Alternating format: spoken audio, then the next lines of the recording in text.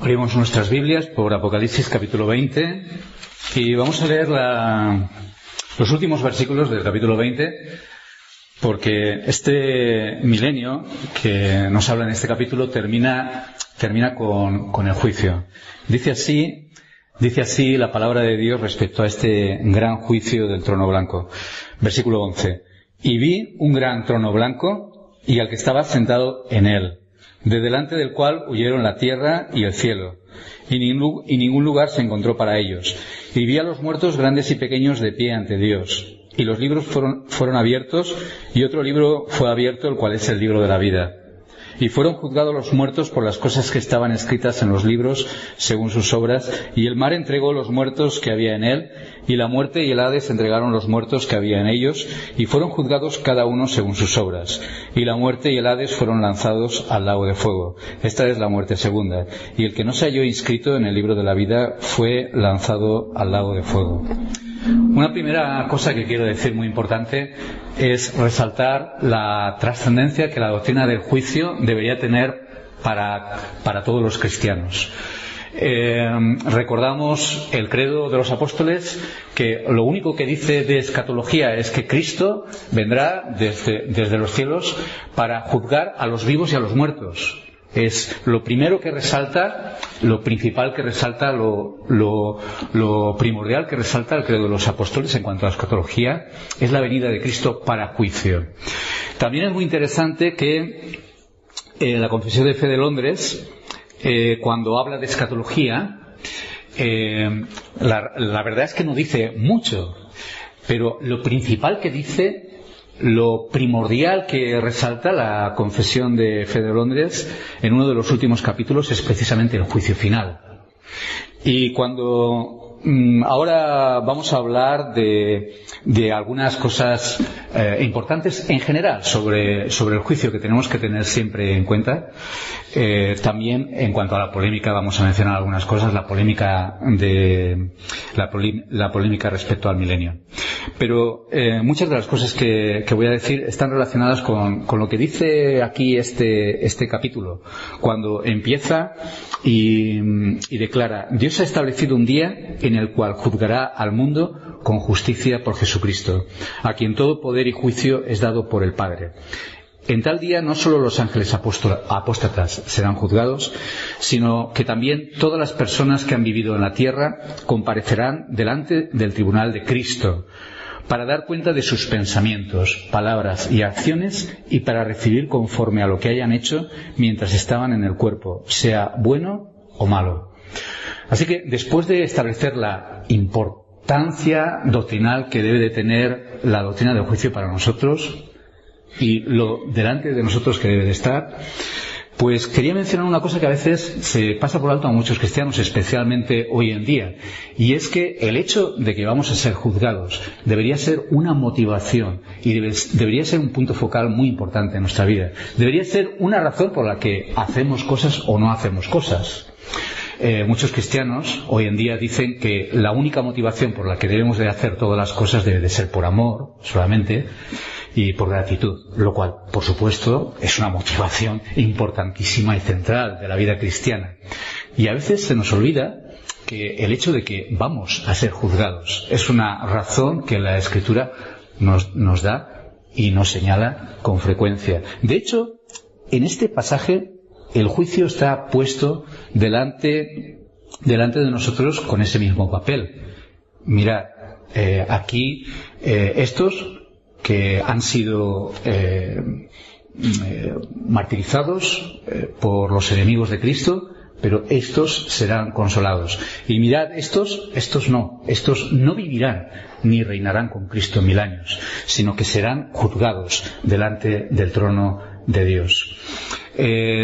Dice la Escritura, cuando habla y señala hacia la venida de Cristo, que velemos porque el Señor vendrá cuando no esperamos. ¿Y vendrá para qué? Vendrá para juzgar a aquel siervo que fue fiel y para recompensarle y alabarle y decirle: bien, buen hecho, bien siervo y fiel, entra en el gozo de tu Señor. Mientras que aquel siervo que maltrató a sus consiervos y que fue indigno y fue desobediente, le apartará, y allí será el lloro y el crujir de dientes. Así que el Señor lo plantea delante de nosotros como diciendo: velad, estad alertas, porque el Hijo del Hombre viene cuando no pensáis. Cuando no pensáis, y a uno lo tomará, al otro lo tomará de esta manera. Así que es una cuestión muy importante. La palabra de Dios nos dice que todos nosotros, es necesario que todos nosotros comparezcamos ante el tribunal de Cristo para que demos cuenta de todo lo que hayamos hecho, sea bueno o sea malo. Eso lo dice la Escritura como una razón de peso para que obedezcamos a Dios. Es un buen aliciente cuando nosotros estamos delante de la palabra de Dios, delante de la tentación, y recordamos que seremos juzgados todos delante de nuestro Señor Jesucristo. Así que, un punto muy importante: recordemos el juicio. Es una doctrina fundamental. Y es una doctrina que debe estar ahí delante de nosotros, que Dios nos juzgará. Es algo que no debemos olvidar jamás. La segunda cosa importante, a veces se le olvida a muchos cristianos. Piensan que el Padre es el juez. El Padre es el juez y Jesucristo es pues muy bondadoso y está ahí defendiéndonos continuamente como un abogado, y de hecho la Escritura dice que es nuestro abogado, dice que el Padre es el juez de toda la tierra y que nuestro Señor Jesucristo es nuestro intercesor, nuestro abogado. Así que no es que esté totalmente desencaminado, pero a veces se nos olvida que el Padre, como dice en Juan capítulo 5, el Padre a nadie juzga, sino que todo el juicio ha entregado a su Hijo Jesucristo, y que delante de Él serán juzgadas todas las naciones, todas las gentes. Como dice 2 de Corintios 5:10, que hemos mencionado antes, es necesario que todos comparezcamos ante el tribunal de Cristo. Eso es lo que dice la Confesión de Fe de Londres cuando dice que Dios ha establecido un día en el cual juzgará al mundo con justicia por Jesucristo. Así que será el juicio de Dios. Estaremos juzgados y seremos juzgados delante de Dios, seremos juzgados mediante Jesucristo. Jesucristo será ese juez delante del cual todos darán cuenta. Así que cuando dice aquí: vi a un gran trono blanco, al que estaba sentado en él, delante del cual huyeron la tierra y el cielo, y ningún lugar se encontró para ellos. Veamos también a nuestro Señor Jesucristo. La tercera cosa muy importante, tremendamente importante, que tenemos que recordar y no olvidar, es que seremos juzgados por nuestras obras. A veces se dice y se enseña que no seremos juzgados por nuestras obras, sino que seremos juzgados por nuestra fe. Bueno, evidentemente no es que, una vez más, no es que sea totalmente falso, pero dice aquí en Apocalipsis 20 que fueron juzgados los muertos por las cosas que estaban escritas en los libros, según sus obras. Es exactamente lo que dice Romanos capítulo 2. En Romanos capítulo 2, vayamos un momentito, por favor. Es un texto muy importante en el que la palabra de Dios nos habla del juicio venidero, de aquel día en el que todos los hombres serán juzgados delante de Cristo. Nos dice en el versículo 2.5 habla de esa ira que está reservada al final del versículo 5 para el día de la ira y de la revelación del justo juicio de Dios. Fijaos que siempre habla de ese día del juicio, de ese gran día del juicio. Dice: vida eterna, el cual pagará cada uno conforme a sus obras. Vida eterna a los que perseverando en bien hacer buscan gloria, honra e inmortalidad. Pero ira y enojo a los que son contenciosos y no obedecen a la verdad, sino que obedecen a la injusticia. Tribulación y angustia sobre todo ser humano que hace lo malo, al judío primeramente y también el griego. Pero gloria y honra y paz a todo el que hace lo bueno, al judío primeramente y también al griego, porque no hay acepción de personas para con Dios. Así que un tercer punto muy importante y a veces sorprendente para muchos cristianos evangélicos es que el juicio delante de nuestro Señor Jesucristo será, en ese juicio nosotros seremos juzgados por nuestras obras. Nuestras obras serán examinadas delante de Él. Nuestras obras evidentemente manifestarán nuestra verdadera fe o no. No estoy diciendo que nos salvamos por nuestras obras, lo cual deducen muchos de esta doctrina y de esta enseñanza. Muchos dicen, ¿ves? La salvación es por obras, porque seremos juzgados por obras. No. Recordemos lo que dice Santiago en el capítulo 2, que las obras son las que evidencian nuestra realidad de fe, nuestra verdadera conversión.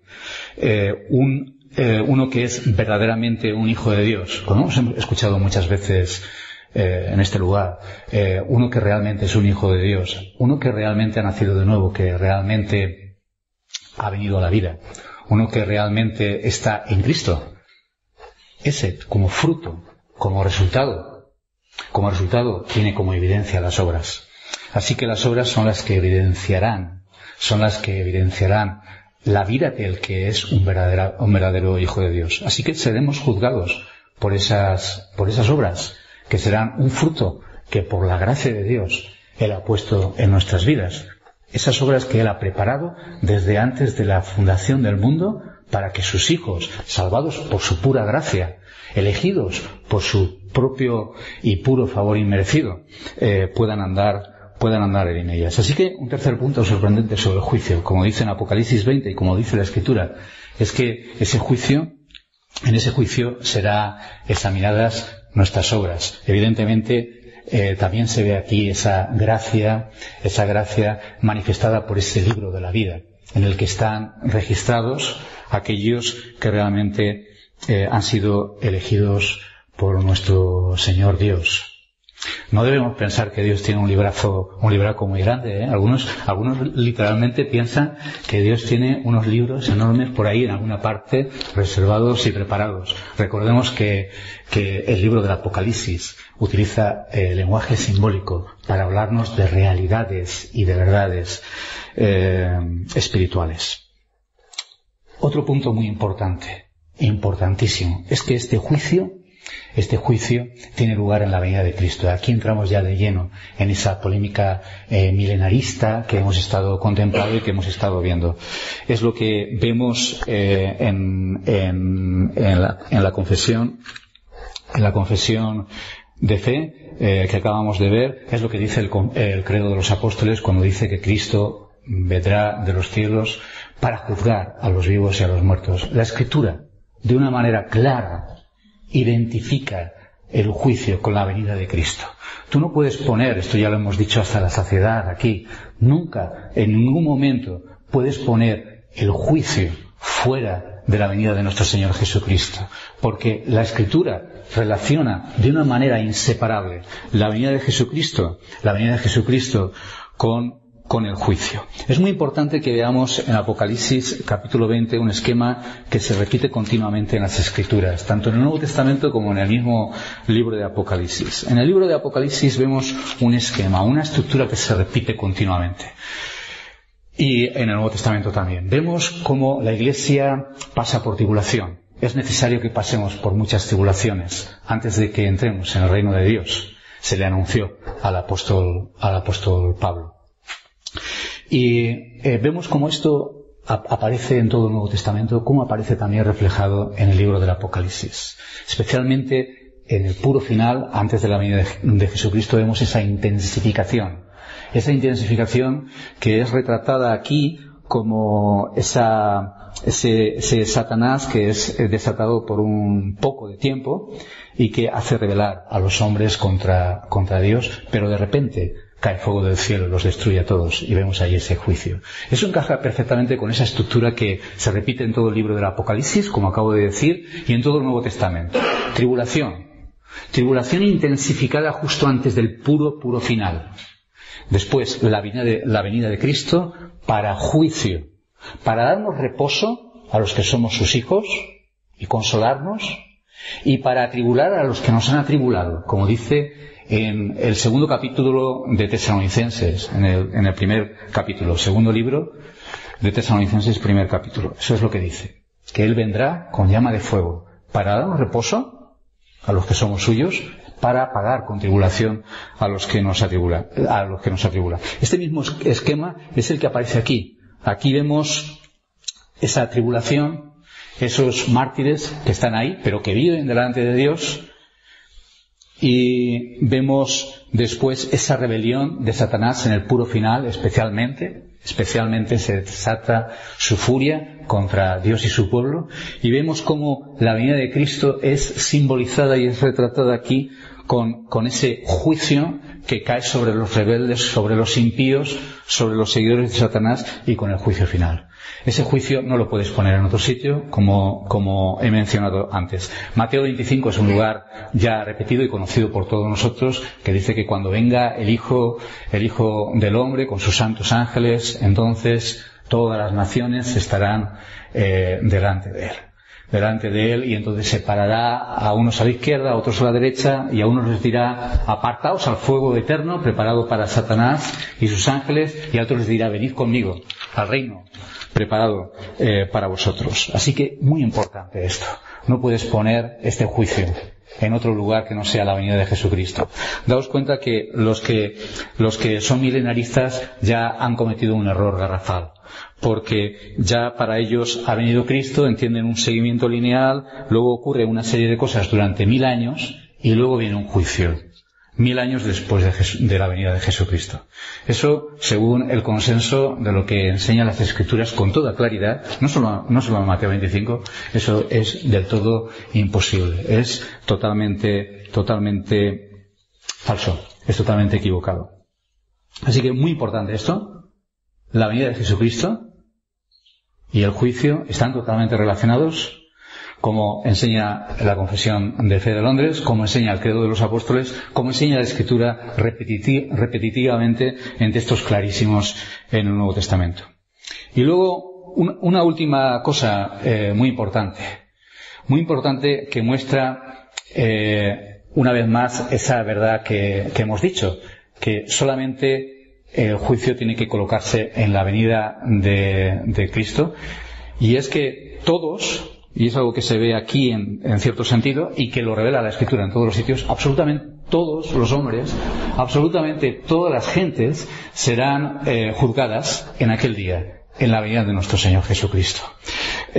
Aquí lo simboliza hablando de los muertos. Vi a los muertos grandes y pequeños de pie ante Dios. Es decir, todos. Los grandes, los importantes, los reyes, los ricos, los que parecía que eran grandiosos, pero también los humildes, los insignificantes, los de renombre, los campesinos, absolutamente todos estarán delante de Dios para ser juzgados delante del tribunal de Cristo. Vamos a ir a Primera de Pedro, capítulo 4, y vemos que lo que dice el Credo de los Apóstoles cuando afirma que Cristo vendrá de los cielos para juzgar a los vivos y los muertos, lo que está haciendo es repetir una afirmación que la Escritura también repite, señala y nos repite. En el versículo 5 del capítulo 4, hablando de aquellos que persiguen a la Iglesia, de aquellos que persiguen a los hijos de Dios, se dice: pero ellos darán cuenta al que está preparado para juzgar a los vivos y a los muertos. Eso es lo que nos enseña las Escrituras. Ahora vamos a ver cómo esto la Escritura lo enlaza claramente con la venida de nuestro Señor Jesucristo. Daos cuenta que si Jesucristo en su venida juzgará a los vivos y a los muertos, evidentemente eso quita a todos los demás. Es decir, no hay nadie que quede fuera. Si Él va a juzgar a los muertos y a los vivos, ¿quién queda?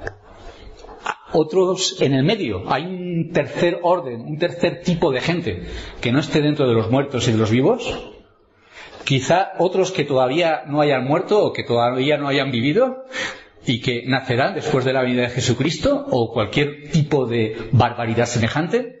No, Él juzgará a los muertos y a los vivos en su venida, como nos enseña la Escritura, lo cual quita de un plumazo absolutamente a todos los demás, es decir, todas las personas, los muertos, los grandes, los pequeños, absolutamente todos estarán delante de su presencia, delante del tribunal de Cristo.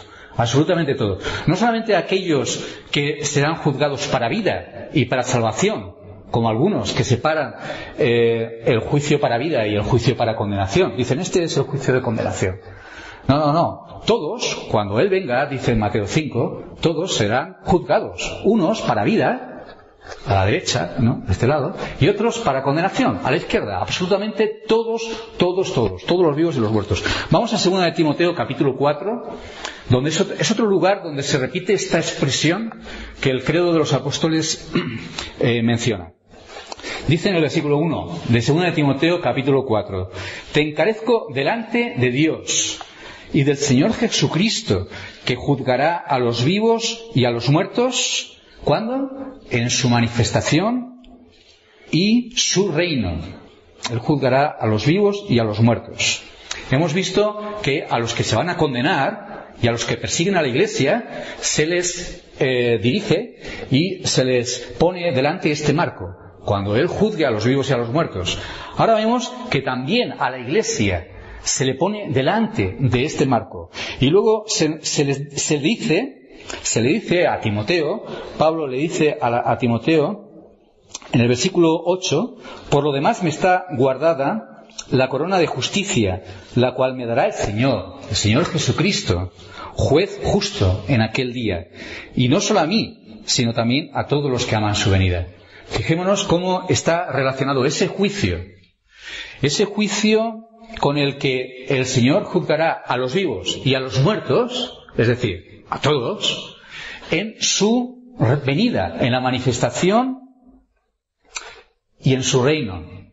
No solamente a los condenados, como hemos visto en Primera de Pedro 4:5, no solamente a aquellos que se condenan, aquellos que luchan contra la Iglesia, aquellos que hostigan a la Iglesia, que la persiguen y la atribulan, sino también a aquellos que van a ser recompensados. Sus propios hijos son presentados delante de ese cuadro en el que el Señor juzgará a los vivos y a los muertos. Y en este caso Pablo afirma su convicción, la seguridad de que le está reservada esta corona de vida en aquel día en el que el Señor juzgará a los vivos y a los muertos. Así que si el Señor va a juzgar en su venida a los muertos y a los vivos, no queda absolutamente nadie, fuera de ese juicio. Fijémonos además que la Escritura repetitivamente habla de aquel día. Dice en Hechos 17, 30, 31, dice que Dios ha determinado un día en el que juzgará a todos los hombres, al mundo. Los juzgará en aquel día por aquel varón, Jesucristo. Le dijo Pablo a los atenienses. Así que es una verdad que, si vosotros la buscáis con una concordancia, se repetirá continuamente. No habla la Escritura de 3 días y de 3 juicios. No, habla de un día. De aquel día en el que el Señor Jesucristo juzgará a los vivos y a los muertos, a todo el mundo, a todos los hombres, lo cual quita de un plumazo cualquier otro juicio posterior que se quede colgando por ahí y pendiente. Todos serán juzgados en la venida de nuestro Señor Jesucristo en aquel día. La Escritura, cuando habla de aquel día, señala a ese día, a ese gran día, la venida de nuestro Señor Jesucristo. Ese día en el que se cumplirá nuestra salvación, nuestro consuelo y también la condenación de los impíos. Vamos a ir a Mateo capítulo 12. En Mateo capítulo 12 vemos exactamente esta misma verdad.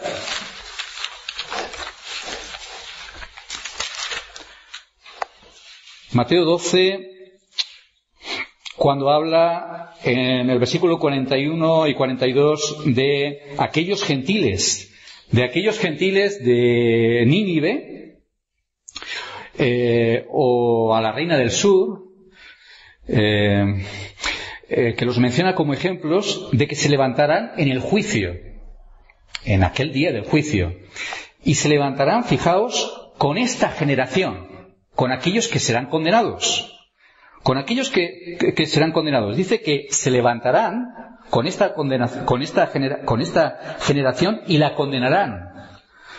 Porque ellos se arrepintieron a la predicación de Jonás, y aquí más que Jonás en este lugar. Fijaos cómo menciona la reina del sur, que dice exactamente lo mismo.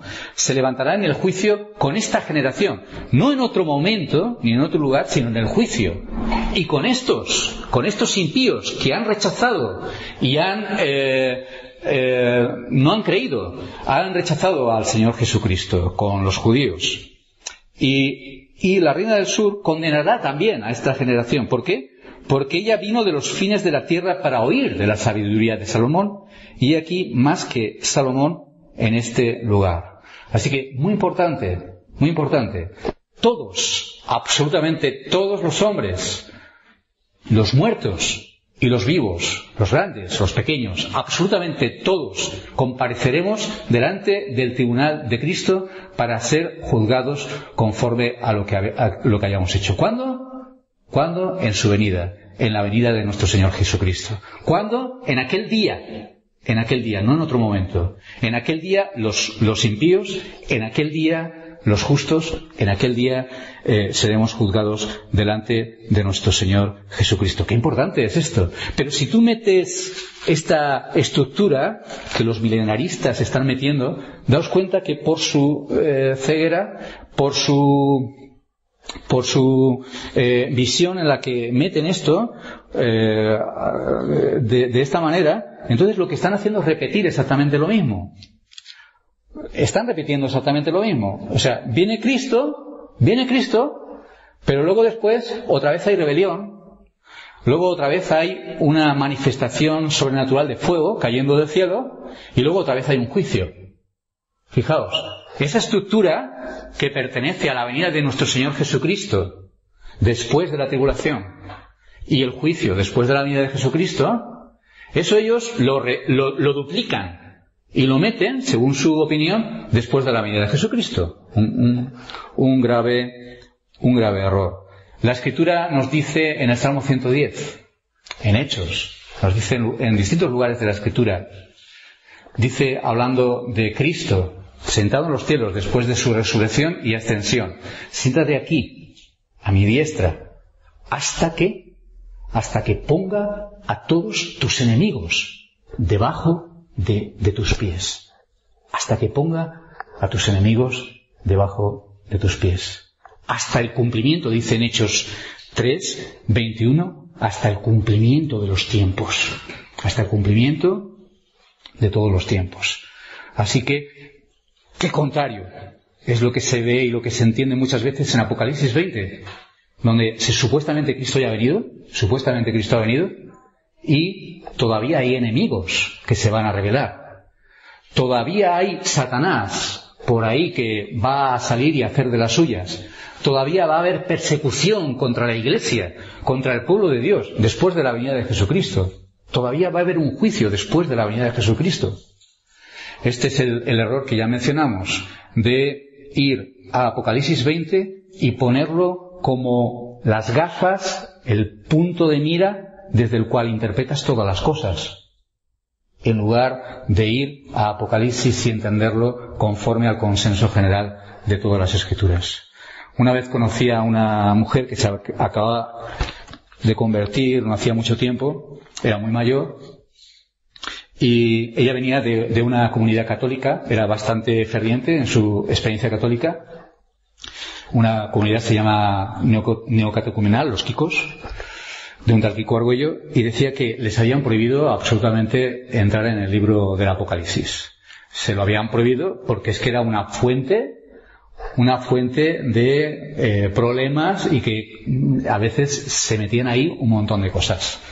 Bueno, creo que era muy equivocado esto, pero realmente muestra un poquito el problema a veces que hay con todo esto. De hecho, los mismos católicos llegan a Apocalipsis 12 y meten a la Virgen María ahí cuando habla de esa mujer resplandeciente, con esa descripción gloriosa. Meten a la Virgen María ahí porque eso es lo que ellos tienen en la mente. Así que nosotros, cuando vayamos al libro del Apocalipsis, tenemos que tener cuidado de no meter ahí nuestras propias intenciones, nuestras propias presuposiciones, y lo que queremos ver tiene que estar en armonía con lo que dice toda la Escritura, con lo que dice toda la palabra de Dios.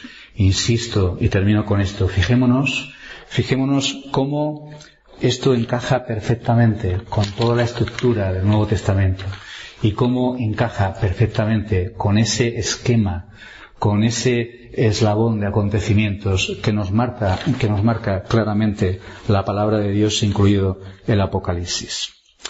Dice, y termino con esto, dice así la confesión de fe: así como Cristo quiso que estuviésemos ciertamente persuadidos de que habrá un día de juicio, tanto para disuadir a todos los hombres de pecar, como para el mayor consuelo de los piadosos en su adversidad, así también mantendrá ese día desconocido para los hombres, para que se desprendan de toda seguridad carnal y estén siempre vigilando, porque no saben a qué hora vendrá el Señor, y estén siempre listos para decir: ven, Señor Jesús, ven pronto. Amén.